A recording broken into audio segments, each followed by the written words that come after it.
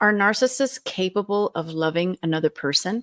Join me in this series as we do a deep dive into the frequently asked questions about narcissism. In this video, we're going to unravel the complexities of love in the context of narcissism. We'll explore the characteristics of narcissism and how they perceive and express love.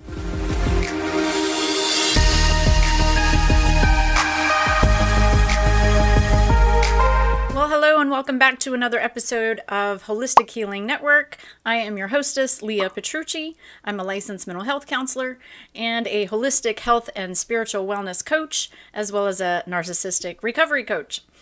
So we are rounding the home stretch in the series of the top 10 frequently asked questions that I get in regards to narcissism in my coaching and counseling practices. These are the top 10 questions that I hear the most. And so number 9, I believe that we're on, is can a narcissist love another person? Are they capable of love? Definitely want to know what you think, but I'll tell you the answer that I have based on my experience of working with survivors of narcissistic abuse and going through it personally myself, and just all of the information that I have learned about narcissism, not necessarily in my graduate school program. As I mentioned, that dropped the ball in teaching us everything we needed to be aware of about narcissism. So everything I learned about narcissism, I have learned on YouTube, podcasts, webinars, workshops, virtual summits, but mostly the person I credit with the knowledge that I am equipped with that I have now is from Dr. Ramani, who's my favorite clinical psychologist on this topic. So thank you, Dr. Ramani, and I encourage y'all to check out her channel and subscribe to her videos, as you will learn just everything you can think of as far as all things narcissism. Getting back to the question of are narcissists capable of love? Well, I mean, I guess first of all, it depends on one's definition of love. My definition of love is very biblical, and this goes towards the scripture of Corinthians, 1 Corinthians 13, which is one of my favorite scriptures. Love is patient, love is kind. I don't have the whole scripture memorized, but from paraphrasing, love does not brag, it does not keep score, it doesn't rejoice with evil, it endures all things, hopes all things, love never fails. I think I paraphrased it fairly well for not having it memorized, but if you're not a believer in the Bible, you can kind of equate love by the similar things, Is love patient? I think so. Is it supposed to be kind? Is it supposed to be things like compassionate, respectful, fair? Are you supposed to support? Do you show love by supporting your loved one? Do you treat them, with kindness and gentleness? And actually that even goes into another scripture that comes to mind, which is Galatians 5:22, about the fruits of the Spirit: gentleness, forbearance, kindness, love, faithfulness, etc. But, that's how I equate love, is just basically with an affirmative just respect, and these are positive things. Negative forms of abuse I don't equate with love. I don't, and not necessarily equate that necessarily with hate. Sometimes, yes, that can be the case. In the case of the narcissist, I think it's just a matter of they weren't taught love either growing up.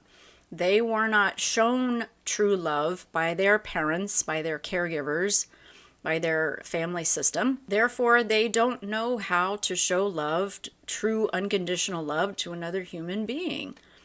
And that's not just something you kind of pick up after not being taught that in the first 18 plus years of your development. However, I'll go back to the example that I gave in an earlier video of Lee Strobel, a journalist who wrote several books in this series of Case for Christ, Case for Heaven, Case for Faith, is an example of someone who fully admitted that he was narcissistic, an alcoholic, a non-believer, and then was totally transformed from his journey to disprove the existence of a God, but it did the opposite for him. It changed him for the better. I'm not in their situation personally, but just what it looked like was that he became capable of love. And if you are a believer in Scripture and the Bible, and there's a scripture in there, perfect love casts out fear.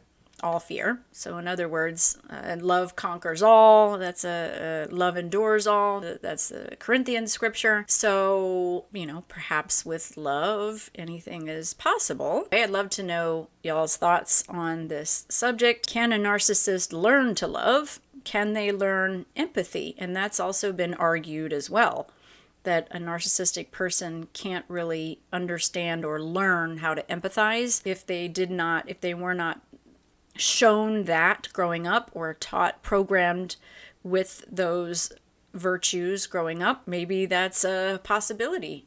Maybe there are some real life examples of that out there. If you've got one, please share that in the comments. That one's a hard one to prove. You really, love is very subjective, really. I think it's also in the eye of the beholder. I have heard many clients, though, say something like this: I know that talking about their narcissistic or abusive partner, I know that he or she loved me in their own way. I would hear that a lot, and I would question that. And what way is that? What way are you equating that to be love? And sometimes the answers I would get would be, well, he would do this for me or do that for me.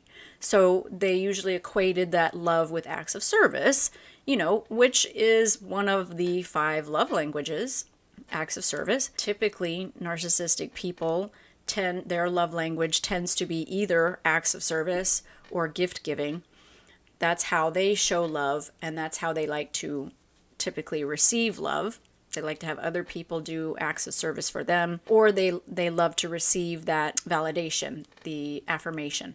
Words of affirmation. But acts of service is typically a way that a narcissistic person will show love and gift giving, because they're not very good at giving emotional validation in that way, or spending authentic quality time where they're maybe focusing on the other person. Usually if they're spending quality time, they're wanting to do what they want to do, and it's for selfish reasons or selfish things that they choose to do. Typically, again, not always. So I would hear that from clients. Well, I know that he or she loved me in their own way.